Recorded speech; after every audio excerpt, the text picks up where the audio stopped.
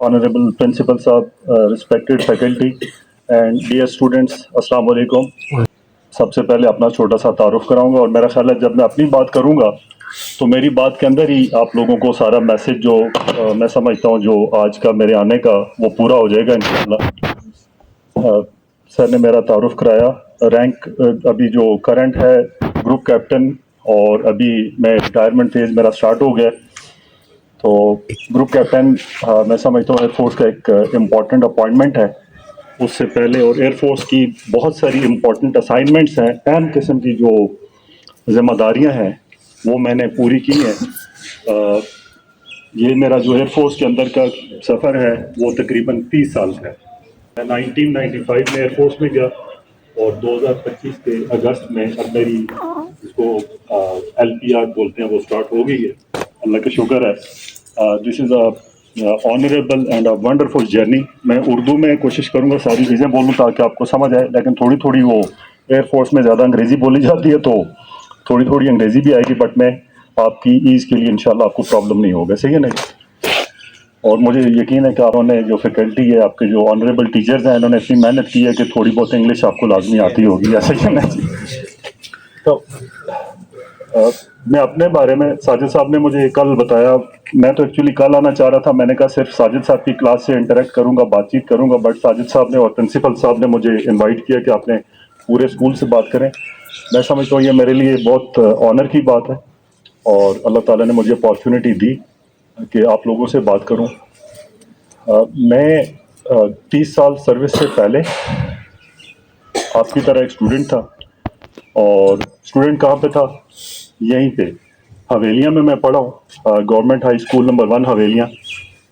और मेरे honourable teacher थे उससे पहले, फिर और गवर्नमेंट स्कूलों में ही मैं पढ़ा हूँ। सही है ना जी?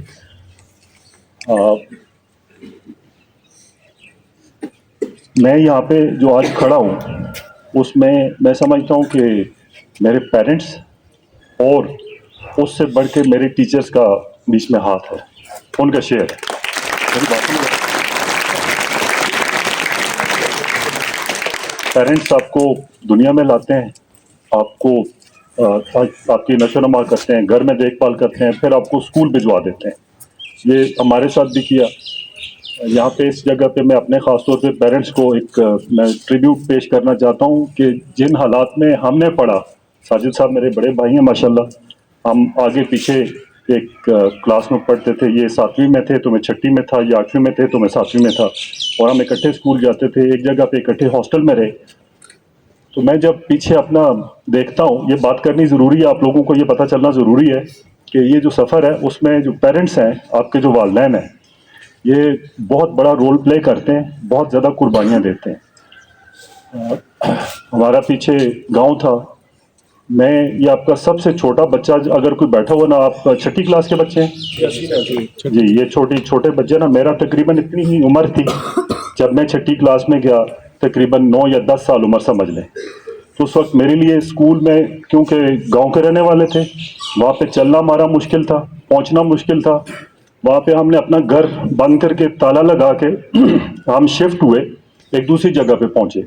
वहाँ पे हमने, ये साजिद साहब भी ही वॉज विद अस, ये थोड़ी सी जर्नी आपको बताता हूँ कि जो पेरेंट्स ने कुर्बानी दी, उसके बाद फिर जो टीचर्स का हमारे साथ कुर्बानियाँ थी, जो मेहनत थी, वो भी मैं आपको बताऊँगा।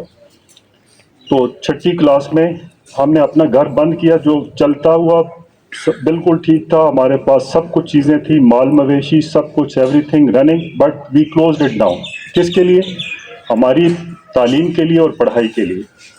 और वहाँ से फिर हमने शिफ्ट करके बोदला स्कूल के पास, जहाँ जो हमारे तकरीबन कोई 15-20 मिनट की फासले के ऊपर हमारा घर, हमने अपने, हमारे मामू का घर था।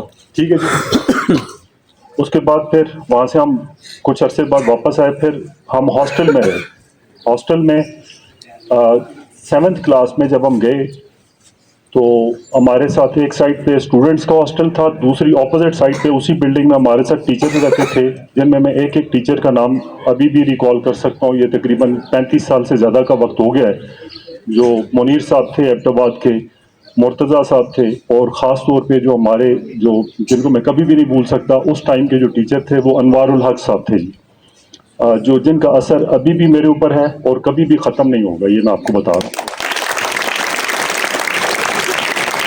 انوار الحق صاحب نے کیا کیا، انہوں نے چھٹی 7ویں کلاس میں جب ہم شام کے ٹائم پہ ہمیں بڑے اچھے پیارے انداز میں بتاتے تھے اور موٹیویٹ کرتے تھے، وہ خود ہر وقت ان کی زبان چل رہی ہوتی تھی، ذکر کر رہے ہوتے تھے، اور شام کو ہم چھوٹے چھوٹے ہوتے تھے تو ہمیں یہ موٹیویٹ کرتے تھے کہ ہم میں سے کون جا کے مسجد میں اذان کون دے گا، فجر کی اذان کون دے گا، ٹھیک ہو گیا۔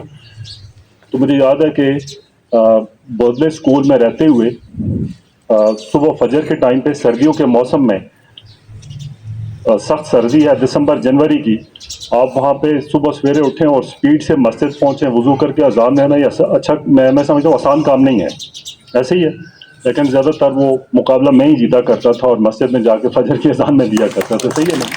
تو یہ مجھے خود اس کا احساس پیدا نہیں ہوا، بٹ یہ ٹیچرز نے میرے اندر پیدا کیا، اور خاص طور پہ میں انوار الحق صاحب، ابھی کافی عرصہ ہوا میں تو ایئر فورس میں رہا، اس کے بعد وہ 7th کلاس کے بعد ایکچولی مجھے نہیں پتا کہ اللہ تعالیٰ ان کو زندہ ہے تو خیریت اور عافیت سے رکھے، اگر چلے گئے تو سب نے جانا ہے، تو اللہ تعالیٰ ان کا وہ جو جہان ہے وہ اچھا کرے، کیونکہ انہوں نے ہمارے جیسے اسٹوڈنٹس پیدا کیے۔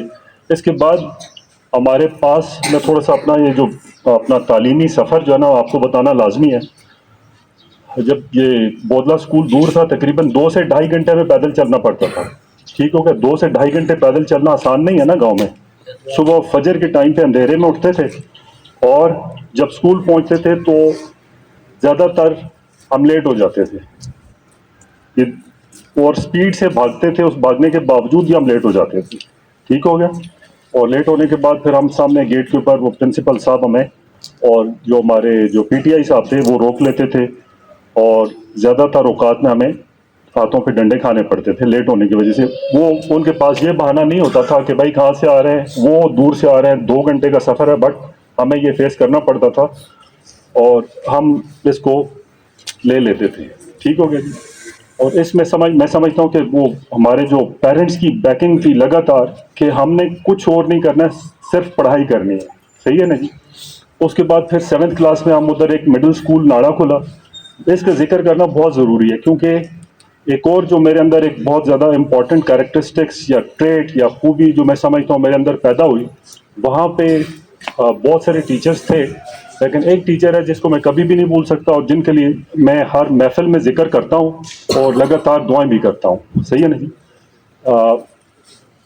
7th کلاس آدھی میں نے بودلے اسکول میں پڑھی، اور آدھی کلاس میں جا کے مڈل اسکول ناڑا میں جا کے پڑھی، صحیح ہے جی۔